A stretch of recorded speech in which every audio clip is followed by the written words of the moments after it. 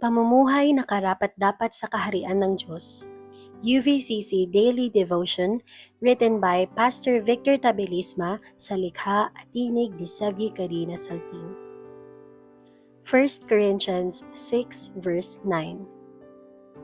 Hindi ba ninyo nalalaman na ang mga hindi matuwid ay hindi magmamana ng kaharian ng Diyos?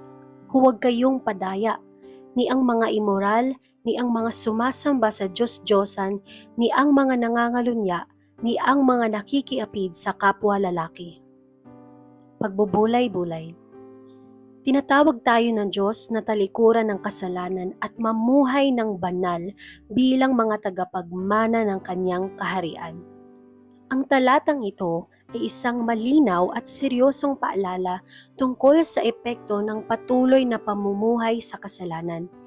Hindi nais ng Diyos na tayo ay malinlang o maging kampante sa maling pamumuhay. Ang kasalanan ay hindi simpleng kahinaan lamang.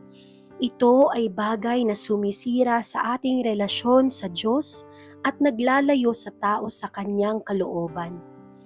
Mahalagang maunawaan na ang diin ni Pablo ay hindi lamang sa paggawa ng kasalanan, kundi sa patuloy at hindi nagsisising pamumuhay dito.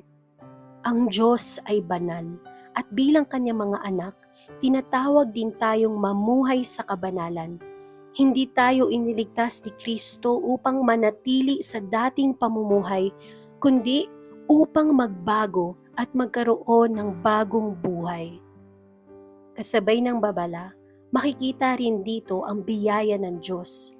Ang layunin ng kanyang salita ay hindi upang itulak tayo palayo sa kanya, kundi upang tawagin tayong magsisi at bumalik sa tamang landas.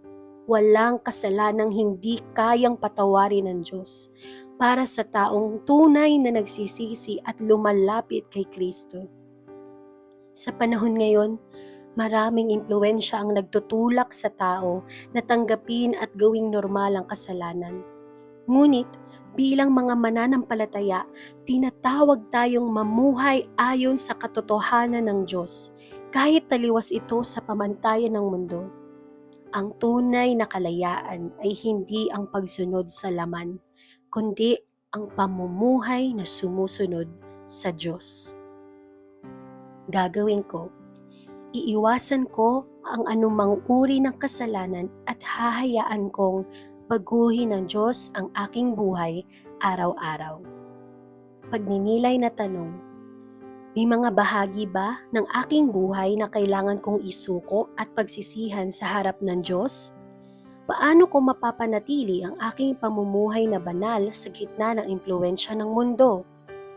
Ano ang hakbang na maaari kong gawin upang mas lumapit sa Diyos araw-araw?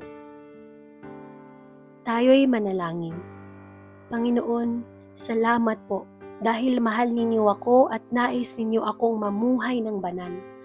Patawarin po ninyo ako sa aking mga kasalanan at linisin ninyo ang aking puso. Bigyan po ninyo ako ng lakas upang talikuran ang maling gawain at sundin ang iyong kalooban. Tulungan po ninyo akong mamuhay bilang karapat-dapat na tagapagmana ng iyong kaharian. Sa pangalan ni Jesus. Amen.